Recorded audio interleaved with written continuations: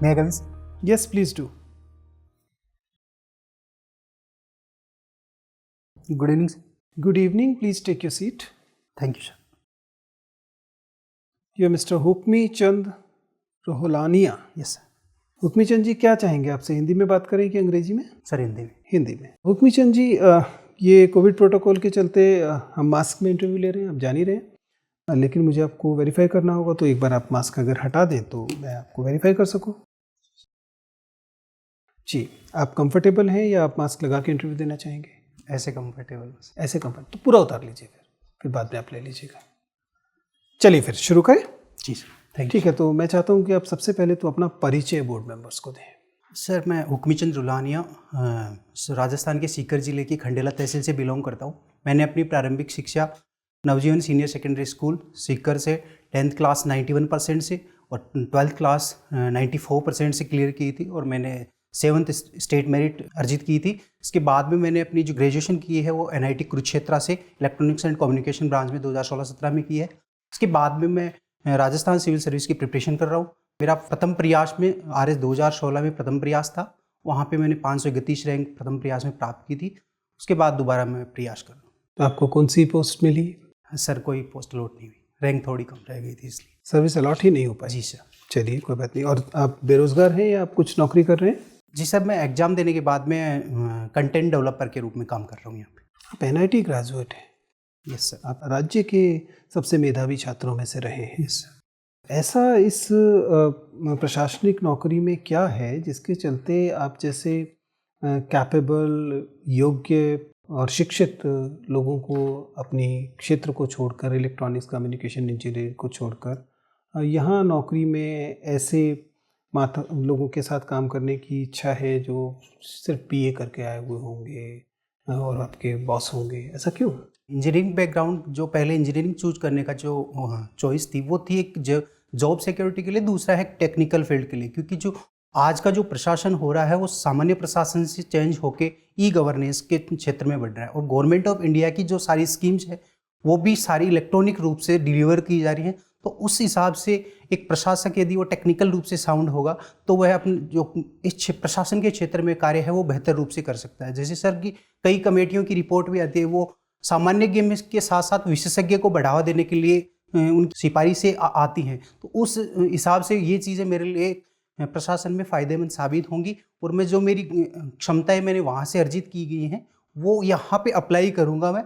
जैसे sir digital India programme है, e-governance है, इन सेक्टर में इन चीज़ों का मैं उपयोग करके मैं इन जो मेरी क्षमताएं हैं उनका प्रभावी उपयोग. चंद, आपने तो इलेक्ट्रॉनिक्स कम्युनिकेशन इंजीनियरिंग किया है. Yes sir. मुझे बताइए कि जब हम सेमीकंडक्टर्स की बात करते हैं तो सिलिकॉन और जर्मेनियम नॉर्मली इस्तेमाल होते हैं.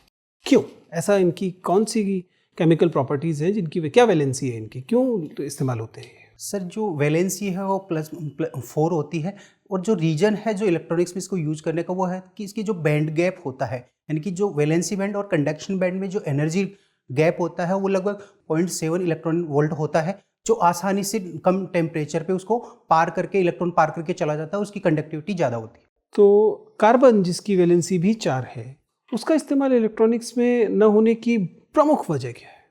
उसे सेमीकंडक्टर की तरह क्यों नहीं इस्तेमाल किया जाता? Sorry sir. डोपिंग क्या है? डोपिंग सर, जब किसी भी एक सेमीकंडक्टर मटेरियल में उसकी कंडक्टिविटी बढ़ाने के लिए कोई बाहरी मटेरियल मिलाया जाता है उसमें, तो वो डोपिंग कहलाती है. क्यों मिलाया जाता है? सर, कंडक्टिविटी बढ़ाने के लिए. आपने तो कहा कंडक्टिविटी बहुत अच्छी है, जरूरत ही नहीं है कुछ करने की सिलिकॉन जर्मेनियम की. जी सर, कुचालक होता है, जो इंसुलेटर होता है उसके कंपैरिजन में ज़्यादा होती है, लेकिन और ज़्यादा चालकता बढ़ाने के लिए डोपिंग की जाती है कंपैरेटिवली. और बायसिंग क्या होती है किसी इंटीग्रेटेड सर्किट की? सॉरी सर, मैं याद रिकॉल नहीं कर पाया. चलिए खैर, कोई बात नहीं. सर आप पूछिए. हुक्मी चंद, यस सर. पॉल्यूशन की समस्या बड़ी बढ़ रही है. जी सर. पॉल्यूशन के संदर्भ में एक बात आती है एशियन ब्राउन हेज या एशियन ब्राउन क्लाउड. नाम सुना है आपने? Sorry sir. नहीं सुना है. फोटोकेमिकल स्मोक का नाम सुना है आपने? प्रकाश रसायन धूम्र कोहरा. Sorry sir. ये भी नहीं सुना है.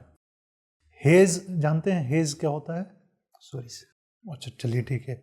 Ozone depletion. यस. क्या होता है ये? ओजोन डिप्लीशन और ओजोन होल एक ही चीज़ है, दोनों अलग अलग है? सर, जब ओजोन जो लेयर होती है वो डिप्लीट होती है तो उसके कारण जो इसकी कंसंट्रेशन कम होती है, तो उसके परिणामस्वरूप जो इफेक्ट होता है वो ओजोन डिप्लीशन होता है। तो अभी इसको बचाने के लिए प्रयास किए जा रहे हैं। इस संदर्भ में कई सारे समझौते संधियां हुई हैं। यस कौन कौन सी संधियां हैं या समझौते हैं अंतर्राष्ट्रीय स्तर पे? सर, जो सबसे बड़ा जो समझौता है ओजोन परत से संबंधित वो है मॉन्ट्रियल प्रोटोकॉल। ठीक है, क्या कहता है वो? मॉन्ट्रियल प्रोटोकॉल कहता है कि जो CFCs हैं उनके जो उनका उत्सर्जन है उसको रिड्यूस किया जाए और ख़त्म किया जाए। फिर क्या यूज़ क्या किया जाए? इसके स्थान पे सर जैसे HFC को बढ़ावा दिया गया। पहले जो ऑप्शन दिया गया था वो HFC को दिया गया था, लेकिन बाद में जो किगाली एग्रीमेंट 2015 का था वो इसी से रिलेटेड था, उसको भी हटाने। तो अब कौन सी गैस यूज़ करेंगे हम लोग? सॉरी सर, अल्टरनेट का मुझे आइडिया नहीं। अच्छा, ये सदर्न पोल में ही क्यों दिखाई, सदर्न हेमिस्फीयर में ही ज़्यादा क्यों प्रोमिनेंट है, जबकि सारी गैसें निकल तो रही हैं उत्तरी गोलार्ध से? Yes sir. और ये छेद बहुत बड़ा है, छिद्र जो है ओजोन का ये बहुत बड़ा है अंटार्कटिका में, दक्षिणी गोलार्ध में, ऐसा क्यों? सर वहाँ पे टेम्परेचर कम होने के कारण जो गैसों का कंसंट्रेशन है वो वहाँ पे जाके जो कंसंट्रेशन वो वहाँ पे होता तो है। क्या CFC अकेली गैस है जो इसके लिए जिम्मेदार है या दूसरी भी गैसें हैं?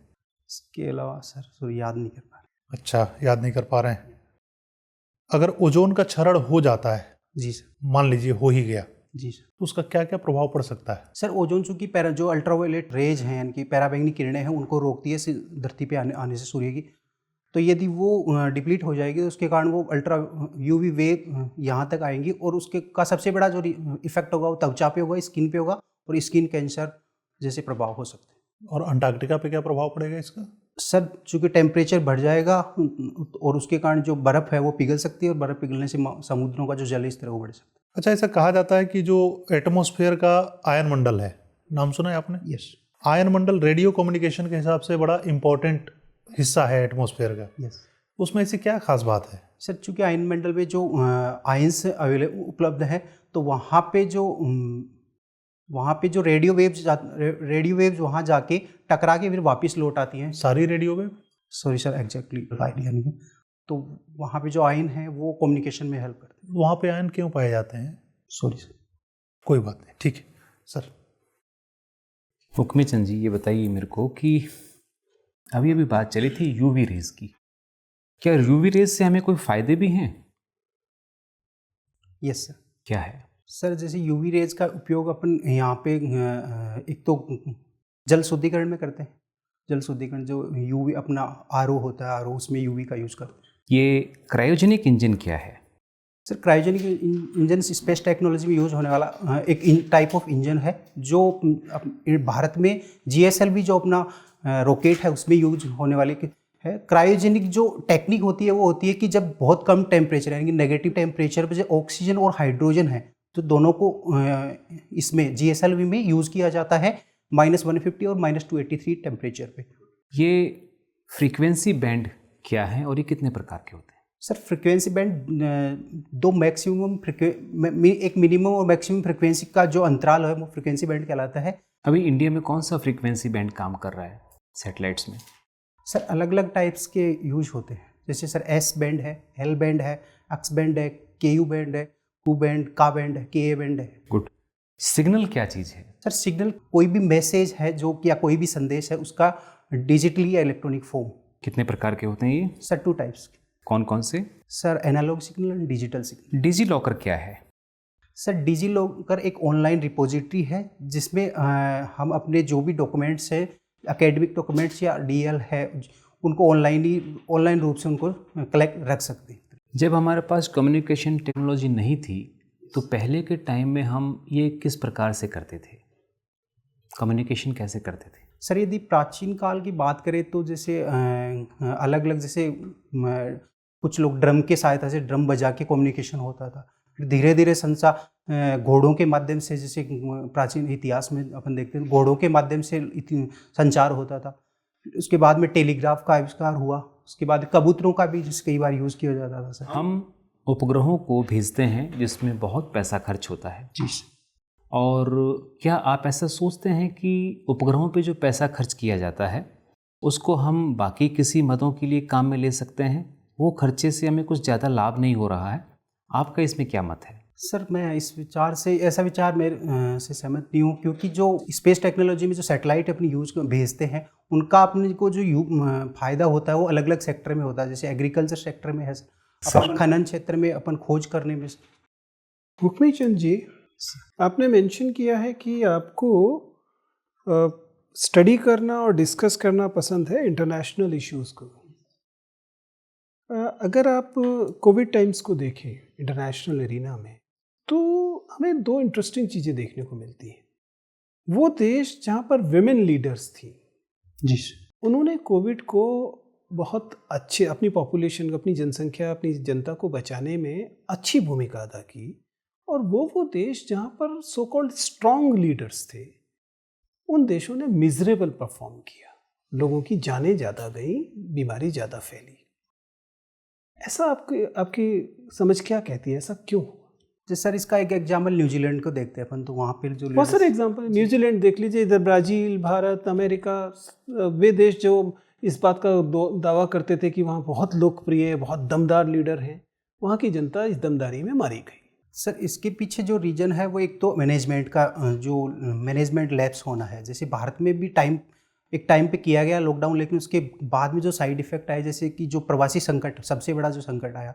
मैं मूलतः सवाल लीडरशिप ट्रेट्स और लोगों की जान बचने के बीच के रिलेशनशिप को लेकर जानना चाहता हूँ। क्या है, क्या वास्तव में आप भी तो एक लीडर बनेंगे? यस। तो एक मजबूत लीडर क्या हमेशा अपनी जनता को मरवाता है और संवेदनशील लीडर बचाता है, ऐसा है क्या? सर जो लीडर होता है वो अपने देश की जनता को मराना तो पसंद नहीं करता, लेकिन यदि कुछ मैनेजमेंट लूप होल होने के कारण ये सारी सिचुएशन हुई है, गवर्नमेंट के कुछ जो निर्णय हैं वो इफेक्टिव रूप से लागू नहीं हो पाए, और जो प्रवासियों की जो सबसे बड़ी समस्या थी उसको अच्छे से भारत के मामले में ऐसा ब्राज़ील में नहीं हुआ। अमेरिका को क्या दिक्कत थी? अमेरिका में भी यही देखने को मिल रहा है। इसका मतलब लीडरशिप की क्वालिटी से कोई लेना देना तो है। यस सर, यदि लीडरशिप संवेदनशील, मजबूत के स्थान पे संवेदनशील यदि ज़्यादा हो गया, तो वो अपनी जनता को बचाने के लिए, इस महामारी से बचाने के लिए ज़्यादा प्रभावी स्टेप उठा सकते थे, क्योंकि महिलाएं होती हैं वो संवेदनशील होती हैं, पुरुषों के तुलना में संवेदनशील अधिक होती हैं।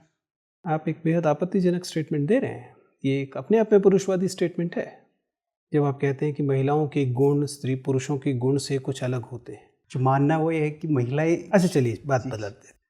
आखिरी मुझे सिर्फ ये बताइए कि हाल फिलहाल में अमेरिका में जो सारा मीडिया था, मेन स्ट्रीम मीडिया, उसने वहाँ के राष्ट्रपति का ब्लैकआउट किया, उनकी भाषण के ठीक बीच में ब्लैकआउट कर दिया कि राष्ट्रपति झूठ बोल रहे हैं, इसलिए हम इसे आगे नहीं दिखाएंगे। इस घटना को आप कैसी घटना मानते हैं लोकतंत्र के लिहाज से?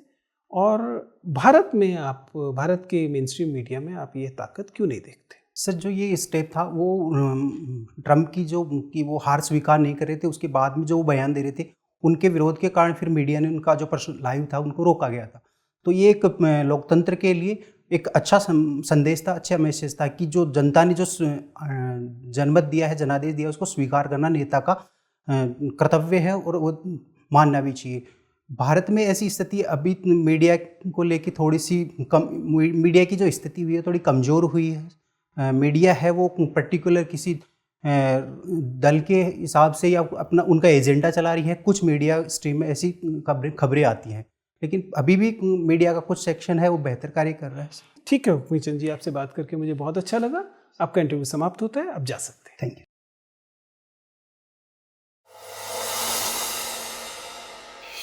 प्लीज सिट डाउन हुक्मी चंद।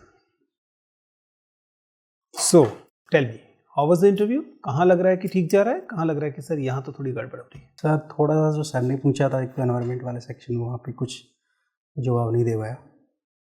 कुछ चीज़ें IR में भी और बेटर। देखिए हुक्मी चंद, आप इंटरेस्टिंग कैंडिडेट, आप पहले सेलेक्ट हो चुके हैं लगभग, आपका ठीक ठाक, मतलब आपने वो सीमा तो पार की ही है, और इस बार आप डेफिनेटली, मैं उम्मीद कर रहा हूँ कि आपका मेंस पहले से अच्छा हुआ होगा। पहले से अच्छा हुआ, बेटर सर। तो बेटर हुआ है तो you likely to get better marks there also. तो आप अच्छे कैंडिडेट हैं, कुल मिला के आपका बैकग्राउंड अच्छा है, मेधावी रहे हैं, और सामान्यतः आपसे बात करके लगता है कि हाँ एक ऐसे व्यक्ति से बात कर रहे हैं जिसने चीज़ों को गंभीरता से देखा है, समझा है। यद्यपि एक आध जगह पे मुझे लगता है कि इससे और बेहतर तरीके से इन्हें डिलीवर किया जा सकता है। बात वही, लेकिन उसे और बेहतर तरीके से डिलीवर किया जा सकता है। सामान्यतः बात करें तो आपका सिटिंग पोस्चर अच्छा है, वॉइस लेवल ठीक है, एक आध जगह पे फ्लो थोड़ा सा इंटरप्ट होता है, ठीक है ना, और थोड़ी जिस जगह आपको लगता है कि बोर्ड मेंबर्स की का पूरा ध्यान पता नहीं आ रहा है कि नहीं आ रहा, आपकी गति बढ़ जाती है, आप समझ पा रहे हैं, आपकी स्पीड थोड़ा सा बढ़ जाती है। मेरी सलाह ये है, और मैं बार बार इस बात को समझाता हूँ कैंडिडेट्स को, कि ज़्यादा स्पीड या ज़्यादा भाषा, ज़्यादा बोल पाना, इसका मतलब ज़्यादा कम्युनिकेशन नहीं होता है, ठीक है ना जी। आपने ज़्यादा सेंटेंस बोले, आपने 50 शब्द बोल दिए, इसका मतलब ये नहीं है कि आपका कम्युनिकेशन उससे ज़्यादा अच्छा हो गया जिसने 25 बोले थे जी, ठीक है ना। इसका ये सीधा सीधा कोरिलेशन नहीं है। इसलिए 2 चीज़ों पे काम कीजिए, गति थोड़ी कम करनी है, ठीक है, और उत्तरों की लंबाई थोड़ी कम करनी है। आपने ये उस बात को महसूस किया होगा कि कम से कम 3 जगह तो मैंने महसूस किया, पता नहीं इससे ज़्यादा हुआ हो तो, जहाँ पर बोर्ड मेंबर्स चाह रहे थे कि अब आप रुक जाएं तो वो अगला सवाल पूछे, ठीक है ना, आप फेस रीड कर सकते हैं उसे। ऐसी स्थिति मत आने दीजिए। उसका आसान तरीका क्या है, प्रश्न को ध्यान से सुनिए और प्रश्न में जो अपेक्षा है उसे पहले वाक्य या ज़्यादा से ज़्यादा दूसरे वाक्य में पूरी कर दीजिए। फिर अगर बोर्ड मेंबर चाहेगा तो वो आपसे कहेगा और व्याख्या कीजिए, नहीं तो रुक जाइए, ठीक है ना, फर्स्ट या सेकंड सेंटेंस, ठीक है। अदरवाइज आप चीज़ें ठीक करें। थोड़ा सा नेक मूवमेंट ज़्यादा है। नेक मूवमेंट नॉर्मली उन कैंडिडेट्स का ज़्यादा होता है जो बोर्ड मेंबर्स से एक सहमति की मांग कर रहे होते हैं, है ना, ऐसे वाला कर रहे हैं, उसकी आवश्यकता नहीं। ये बहुत फॉर्मल कम्युनिकेशन है, सीधे गर्दन जितनी कम मूव करेंगे उतना आपको फायदा होगा, ठीक है। बाकी चीज़ें अच्छी हैं, बाकी सामान्यतः आप अच्छा कर रहे हैं, आपका बैकग्राउंड बहुत अच्छा है। आपके साथ बाई चांस हुआ कि टेक्निकल एरिया में ज़्यादा चला गया, जनरल में जाएगा तो आप और अच्छा करेंगे, ठीक है। आईआर वाला हिस्सा ठीक था, लेकिन ऐसा कई बार लगता है जैसे कि आप बोर्ड मेंबर से जल्दी राजी हो जा रहे हैं, हो सकता है वो ट्रैप में फंसा रहा हो, ठीक है ना। जैसे आपने ध्यान नहीं दिया कि मैं वर्ल्ड की बात करते समय देश को ले आया, और आप चूंकि सहमति की दुनिया में जा रहे थे, इसलिए आपको अचानक ये परेशानी आ गई कि अब अपने ही देश की सरकार के बारे में क्या कहें, ठीक है ना। थोड़ा सा अलर्ट रहें, कभी कभी ट्रैप होते हैं, ठीक है। बाकी चीज़ें आप अच्छा कर रहे हैं, I am sure you will do very good. All the best. Thank you.